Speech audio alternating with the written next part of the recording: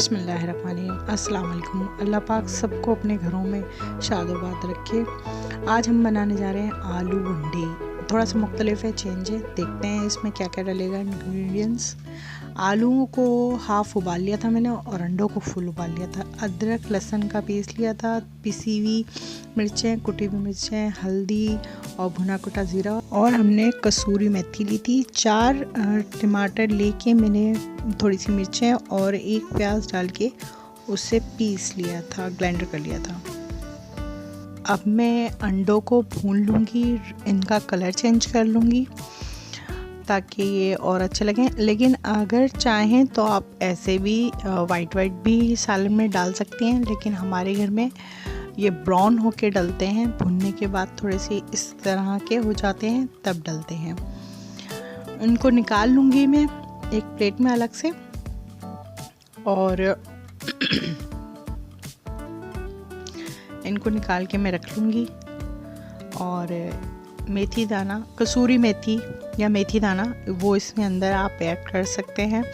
और मैंने इसमें अदरक लहसुन का पेस्ट भी शामिल कर दिया, और उसको थोड़ा सा भूनने के बाद उसमें भुना कुटा ज़ीरा भी डाल दूँगी मैं।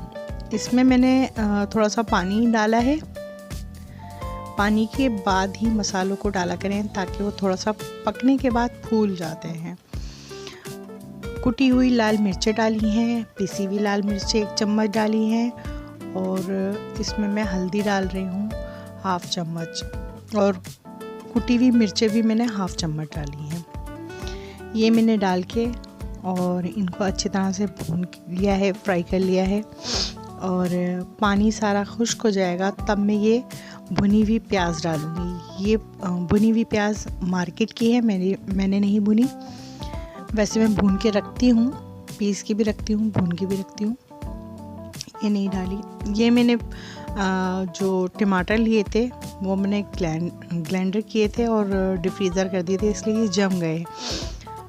तो मैं उस वक्त सोच रही थी ये पिघल जाएंगे, लेकिन ये वो नहीं हुए। लेकिन मैं ढक्कन ढक के रख दूँगी इसको, और ये 2 मिनट में गल जाएंगे। ये देखें, इस तरह से गल गए, पीस बन गया इनका। और ये भी पानी जब इनका ख़त्म हो जाएगा तो उसके बाद भुन जाएगा ये अच्छी तरह से, तो मैं इसमें दही ऐड कर दूँगी।